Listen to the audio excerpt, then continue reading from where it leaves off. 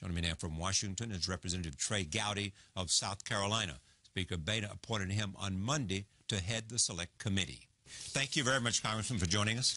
Yes, sir. Thank you for having me. Yeah. So tell me how you see this. Is a new Select Committee necessary? Why did you accept the Speaker's invitation? What do you think you can accomplish? I think it's necessary, Charlie, because if you consider the three different categories with respect to Benghazi, number one, why was the facility not secure leading up to 9/11/2012? During the siege itself, did we have assets that were able to respond? And if not, why not, given the significance of that date? And thirdly, was government honest with the citizenry in the aftermath with respect to the explanation? I'm sure the Speaker picked me in part because I used to be a prosecutor. That would be my guess. I'm much more interested in pursuing the facts than I am political theater. And I think it can be done that way. I hope my Democrat colleagues will participate in the Select Committee. Many of them are former prosecutors or former attorneys who ask very good questions. I had a guy stop me in the airport today, just at Reagan, as I was coming to the Capitol. And he said, "I'm a former military guy, and I want you to get to the bottom of what happened in Benghazi." Now, I have no idea what his politics are. He may have no politics. But that's a pretty common refrain, at least back in South Carolina. And as I travel, people still think that there are unanswered questions. But it seems to me that this is, and you can correct me or not, I'm asking this as a question, it's really driven by Republicans have had this belief and have not been dissuaded that somehow the White House in a political campaign year has not been forthcoming, and you question exactly why there was some confusion about the nature of the attack. That in the end, that's the issue. I think that you can certainly fashion an argument that that's the most important of the three issues, because that gets at whether or not people can trust or rely upon what government tells them. And it's difficult, Charlie, to go back to 2012, but if you and I can go back there in our minds, we're in the throes of a general election. And one of the narratives is that Al-Qaeda's on the run, Osama bin Laden is dead, GM is alive. I think that Ben Rhodes memo probably was the straw that broke the camel's back, because that memo made it really clear we're going to blame an internet video and not a broader policy failure in Libya. Charlie, I'm an old DA. If you really think it was the video, then cite me all the evidence. That's the mantra that we hear, that we use the best evidence we had at the time, that there wasn't an intent to deceive, we were just mistaken. Think back to the 5 Susan Rice talk shows. Well, then give me all the evidence that buttressed what you said at the time, because there is none. Well, so you don't believe anybody from the CIA who says, at the earliest beginnings, we were not sure. We in Washington at the CIA were not sure exactly what was going on. We later, looked at all the evidence, but that was our state of mind. You don't believe that?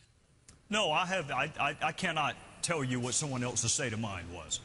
What I can tell you is that on September the 12th, there was an email from Beth Jones kind of memorializing a conversation she had with the Libyan ambassador, and she was very clear.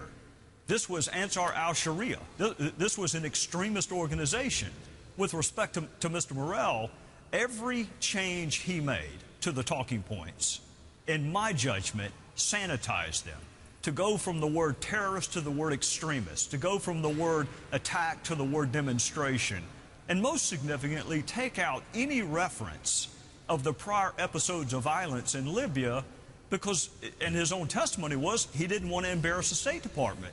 I'm not interested in embarrassing or not embarrassing anyone.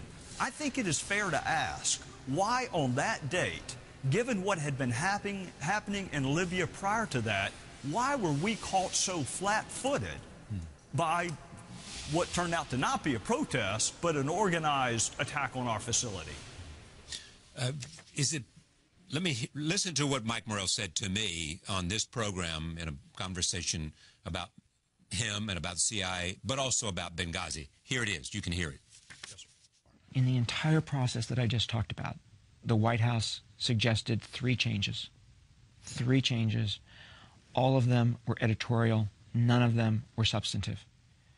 So the White House had no substantive input into the talking points.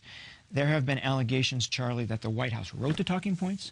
There have been allegations that the White House... That's what they mean by cooking the books. Cooking the books. That expression used. There have been allegations that the White House made significant changes to the talking points. Not true. There's been allegations that the White House told me to make changes to the talking points. Not true. None of that's true. None of it. So when you listen to Mike Morrell, former Deputy Director of the CIA and Acting Director, say that, what do you think? Well, the first question I would ask Mr. Morrell is then where did Susan Rice come up with her video narrative? Because even the CIA was not pushing that narrative. If you'll think back to Morrell's testimony before Intel just last month, he said he was shocked when she said on the 5 Sunday morning talk shows that this was a spontaneous reaction to a video, because his intel, his information was, wait a minute, no one is telling us that this was related to the video.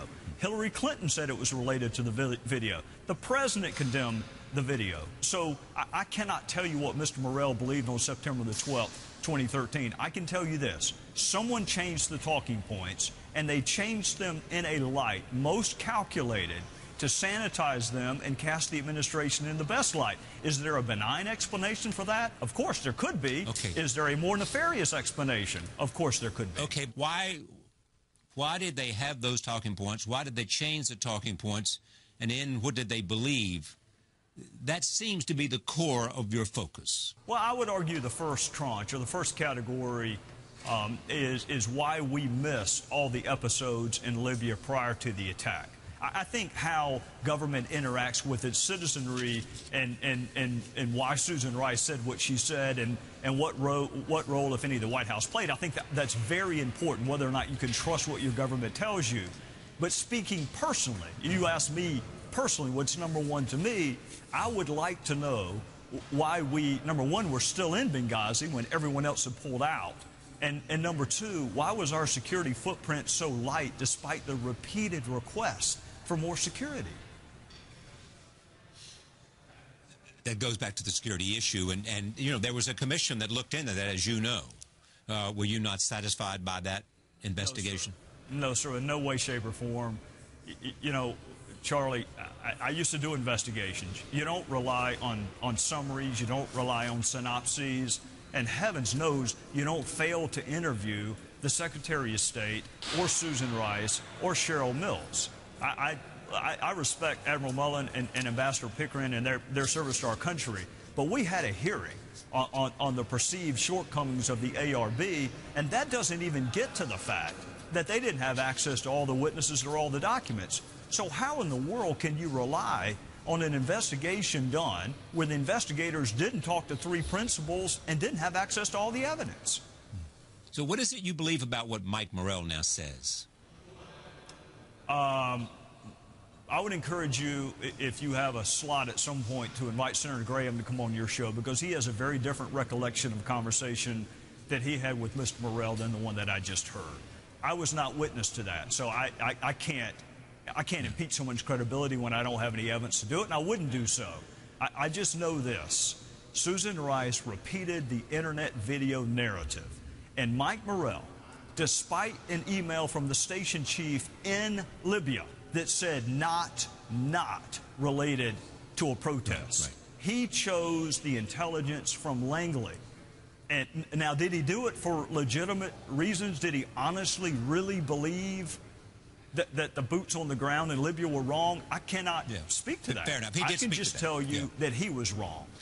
There's also this, and I want you to listen to this, because, I mean, Mike Morrell obviously is a principal character in this, and he said this to me in an interview: it's a political football, and I'm afraid it's not going to go away until Secretary Clinton makes a decision about what she's going to do. Are we simply looking at politics? Well, Charlie, I've only been in this town 3 years, but politics seems to infect and invade everything here, even something like the murder of 4 of our fellow citizens. Right. It doesn't have to be that way, and I would tell my colleagues on the other side of the aisle, at least let us have our first hearing before you dismiss it as just typical D.C. politics. To me, facts are not red or blue. They're not swing state facts.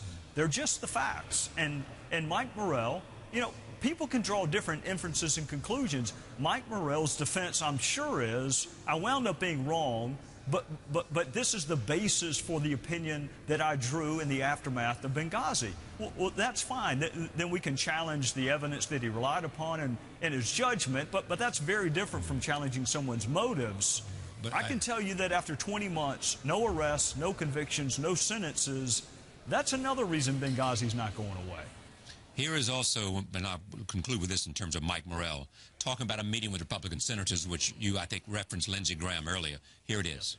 The White House asked me to go with her to do one thing, to simply say that what she said about the attacks evolving spontaneously from a protest were consistent with the talking points, and that those talking points were consistent with the classified analysis at the time. So that was my job, is to actually show them, and I took them the talking points, and here's what the talking points said, and I took them the classified analysis, and I said, here's what the classified analysis said, and it's almost word for word exactly the same. So I wanted to show them that there was no difference between the talking points she used and the classified analysis of what the analysts thought. Do I understand you're saying Lindsey Graham has a different recollection about that meeting? Oh, most assuredly, he does. And I'll let Senator Graham speak for himself. It wouldn't be fair to Mike Morrell or Senator Graham for me to weigh in on that. Other than I will say this. Susan Rice's Sunday morning talk show appearances went well beyond those talking points. I mean, even accepting that the talking points are wrong, and we now know that they were wrong. But what I would ask Mike Morrell is, you had Gregory Hicks in Libya, who never said a word about a protest. You had the station chief. Why did you ignore the evidence in Libya to rely on someone at Langley? And what evidence was that person relying upon? Some of this is judgment, but we're also held to give an accounting for our judgment in life. And his judgment was wrong, regardless of what his intent was. So do you think the Democrats will participate or not? I think they will, because their constituents still have questions, too. Again, I don't want to be naive. I don't think you have to be a Republican or a Democrat or have any political affiliation to realize that what happened in Benghazi should not have happened. Now, you can draw different inferences from those facts, but everyone is going to conclude somebody in Congress ought to have access to all the witnesses, and somebody in Congress ought to have access to all the documents. And so far, we've had neither. What would satisfy you? What is it that you would believe can put this question to rest as to who said what, when, and why? Two things. Number one, a process that inspires confidence in your viewers. That's really important to me as a prosecutor. I want the process to be fair. But, Charlie, I also want access to every witness that has knowledge about what happened in Benghazi in the aftermath, and I want access to all of the documents. In this business of overclassification or waiting 20 months or having to sue to get a document, that is not what a free and open society. You shouldn't have to go through that to get the truth from your government. So I want access to everything, and I want a process that hopefully proves the critics wrong in terms of whether or not this is a political exercise. Regardless of whether the Democrats participate or not, when will your committee begin investigating? We're going to pass the resolution this week. I know this sounds mundane, but there are rules that have to pass, and there's a process that has to be in place. I really think the Democrats are going to participate. I know Adams said that they would boycott. I think Minority Leader Pelosi has since indicated that they will participate. Congressman Gowdy, thank you so much. Yes, sir. Thank you. Pleasure to have you on the program. Likewise. We'll be right back.